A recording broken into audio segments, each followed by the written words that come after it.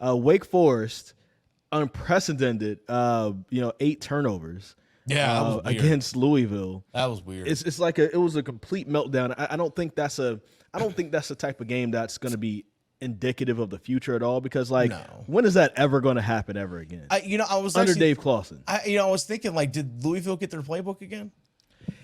I thought the same. I thought the same thing. Okay, all right. You're not on the same page on this. Like, did at halftime, like, we just get like the playbook at halftime? Louisville's just going through that, because the second half was just wild. All those turnovers. Like, no, that's just. Wake Forest only had 5 all season going into that game, so it was like, and you're Louisville. Louisville's okay, but Scott Satterfield, like, how did you know these plays were coming?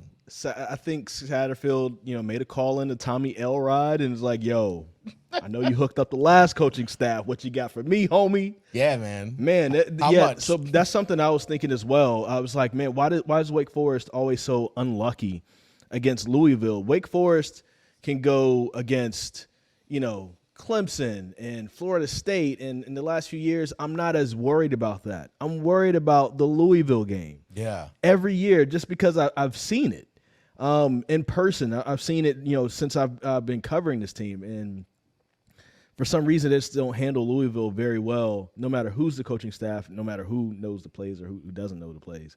But that's something that I thought was weird. But then you have another brilliant performance by Drake Maye. I was actually setting up watching that game with my mom on Saturday night, where Drake Maye was just, in the second half, just dealing, man. Like, my man, is already an NFL quarterback.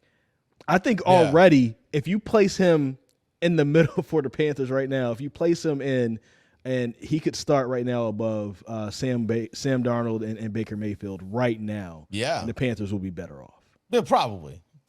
Now let's hope we're not running into, like, I don't think we are, but let's also not hope we're not doing like a Matt Barkley or Christian Hackenberg thing where, like, their first year starting, like, oh, this guy #1 overall pick, and then next year they lay an egg or something. Well, they can't even make it into the league. Yeah. That's so I'm not saying that's going to be the case with Drake Maye, but I'm always cautious. Like, just because we have instant success doesn't mean that's, projects long term. It's different. Yeah. Drake Maye's just that dude. So let's just call it what it is. He is that dude. And it's fun to watch him play. It's just, we can talk about all the stats and where they rank up nationally and all that stuff. Like, no, just sit back and watch the dude play. It's fun. Mm-hmm. Like, it's just a joy to watch that young man play football. And it's crazy to think that UNC might actually be the best team in the state of North Carolina this year. Wild to think about. No one would have thought that going into the season. A lot of people were thinking, like, it was NC State's year. Maybe Wake Forest, depending on who wins that game. But a lot of people think it was NC State. Right now, UNC still has to play Wake Forest and NC State, but UNC might be the best team in the state of North Carolina this year, which is something no one really projected to start the year. Absolutely. I mean, it's, especially if you just rank the ACC schools, people would have said NC State, Wake Forest, UNC, then Duke. Yeah. I mean, you could, speaking of NC State, you could almost make the argument that them and Duke are tied, right now.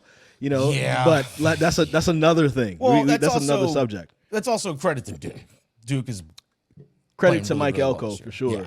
But getting back to Carolina, I still think that Wake Forest's roster, top to bottom, is better. But when you have the better quarterback, and I know you don't like this when people say this because it's too much credit on the quarterback, but it is an offensively driven game, especially with the way that the rules are. I think a lot of times if you have the better quarterback, you have probably a better chance to win. And Drake Maye, I did not expect him to be this good. I knew that he would be good because, you hear about him coming out of Myers Park and, you cover him from afar and you see what he's done there. But that's high school, right? Oh, yeah. You get to the ACC, that's completely different. And he's not only handled it, he's just looked like, dare I say it, better than what Sam Howell looked last year. Oh, yeah. Oh, I would not disagree with you at all on that. I mean, I will say that Drake Maye has a little bit more at his disposal than Sam Howell, but also it feels like Drake Maye uses what he has at his disposal better than Sam Howell did last year. Sam Howell, if he couldn't make the throw or wasn't comfortable, he'd just run just to get out. Well, that was also a Just run it out of the byproduct way. of when you lose 2 NFL running backs out of your Right. backfield and 2 NFL wide receivers. Yeah. So I mean, there's a little bit of a byproduct of that because I will say some of the freshmen like Maye and Hampton, those guys actually helped the run game. But it was funny how in the second half, Mac Brown even said it a couple days ago, like, nah, he told the offensive staff, don't even think about running the ball.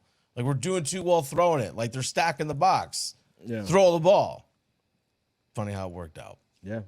Funny how it worked Drake out. Maye doing amazing. I will like to see what he does next year because also if he has a really good year next year, he could leave and become a top pick in the NFL draft since he'd been in college for 3 years.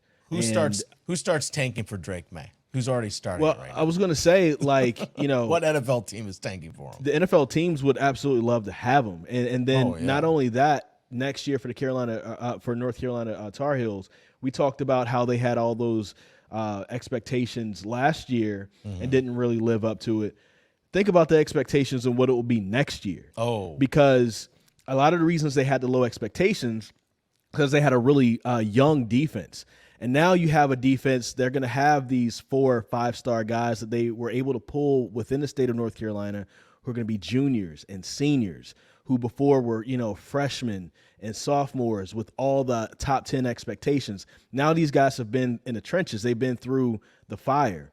And, guys like Javari Ritzie and Travis Shaw, like already you can see them pop.